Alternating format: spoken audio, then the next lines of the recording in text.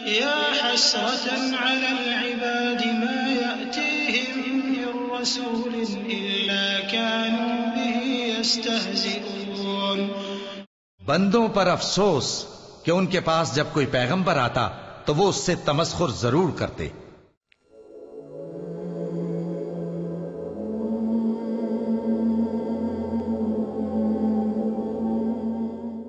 اعوذ باللہ من الشیطان الرجیم، بسم اللہ الرحمن الرحیم۔ لقمان مبشر صاحب نے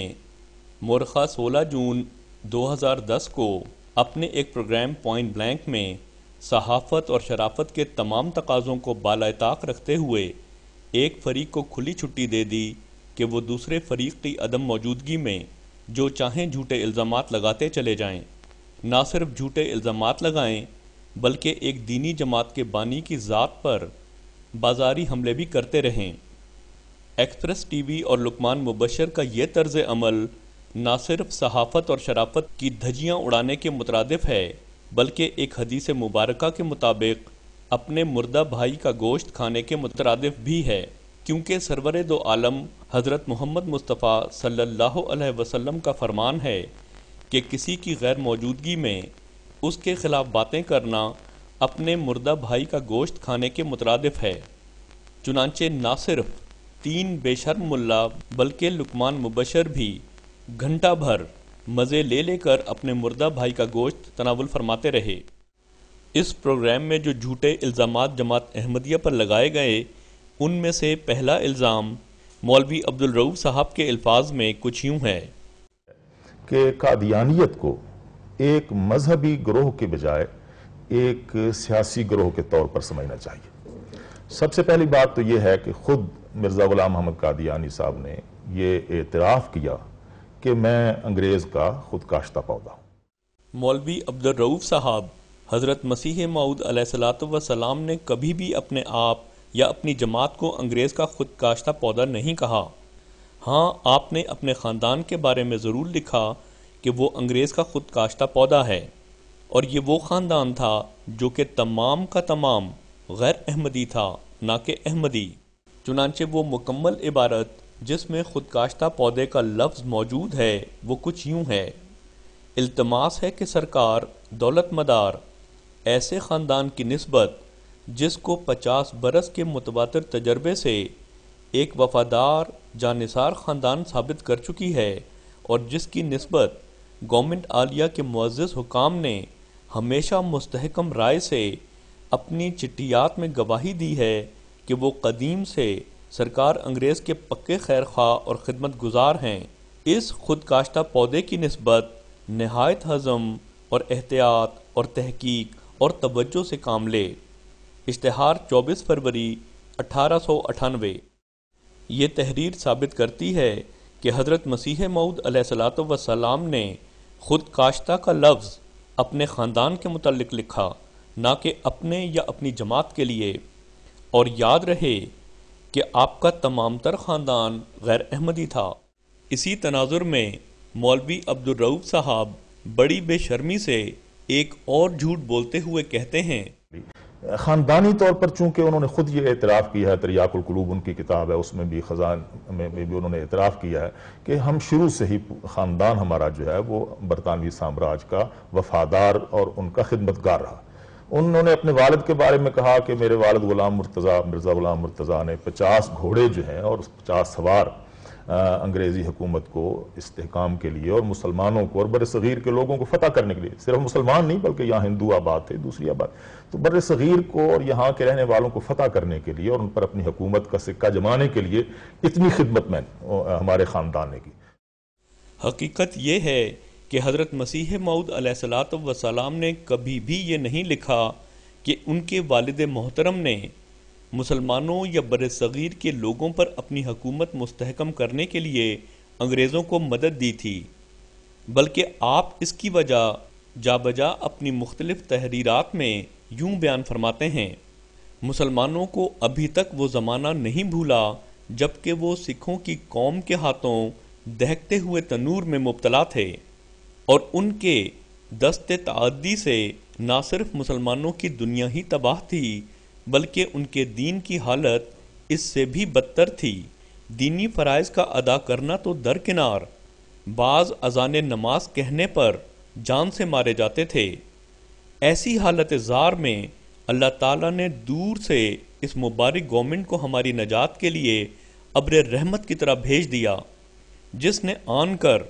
نہ صرف ظالموں کے پنجے سے بچایا بلکہ ہر طرح کا امن قائم کر کے ہر قسم کے سامان آسائش مہیا کیے اور مذہبی آزادی یہاں تک دی کہ ہم بلا دریغ اپنے دین متین کی اشاعت نہایت خوش اسلوبی سے کر سکتے ہیں۔ اشتہار 10 جولائی سن 1900۔ مولوی عبدالرؤف صاحب، کیا آپ اس حقیقت سے انکار کر سکتے ہیں کہ انگریزوں کی آمد سے قبل پنجاب میں سکھ راج تھا؟ کیا اس سکھ راج میں مسلمانوں کی زندگی دوبھر نہ تھی؟ کیا اس سکھ راج میں مساجد کو استبل نہ بنا دیا گیا تھا؟ کیا انگریزوں نے آ کر پنجاب کے مسلمانوں کو اس مصیبت سے نجات نہ دلوائی تھی؟ کچھ خدا کا خوف کریں اور اللہ کے پیارے بندوں کے خلاف جو کچھ منہ میں آئے بکتے نہ چلے جائیں۔ سو اول یہ بات واضح رہے کہ بانی جماعت احمدیہ نے کبھی بھی اپنی ذات یا اپنی جماعت کو انگریز کا خود کاشتہ پودا قرار نہیں دیا، بلکہ یہ الفاظ آپ نے اس خاندان کے بارے میں تحریر فرمائے جو کہ غیر احمدی تھا۔ دوم یہ بھی واضح رہے کہ آپ کے خاندان نے انگریزوں کی مدد اس وجہ سے کی کہ انہوں نے سکھ راج کے مظالم سے مسلمانوں کو نجات دلوائی۔ پھر اس پروگرام میں ختم نبوت سے متعلق کہا گیا، ختم نبوت کے اوپر تو حضرت بحث ہی نہیں ہے، وہ تو ہم سارے قائل ہیں، اس میں تو کوئی دور رائے ہی نہیں ہے۔ جناب لقمان مبشر صاحب، ختم نبوت پر تو واقعتاً کوئی بحث نہیں ہے، کیونکہ جماعت احمدیہ باقی تمام فرقوں سے بڑھ کر ختم نبوت پر ایمان رکھتی ہے، مگر آپ یہ نہ بھولیں کہ ختم نبوت کی تفہیم پر نہ صرف آج بلکہ ہمیشہ سے اولیاء اللہ اور دنیاوی ملا کی رائے متصادم چلی آتی ہے۔ تمام اولیاء اللہ اور صوفیاء کرام ختم نبوت کا وہی مفہوم لیتے رہے ہیں جو کہ آج جماعت احمدیہ کا بھی ایمان ہے۔ اس سلسلے میں 12ویں صدی کے مجدد شاہ ولی اللہ صاحب فرماتے ہیں، حضرت صلی اللہ علیہ وسلم پر نبوت ختم ہونے سے یہ مراد ہے کہ آپ کے بعد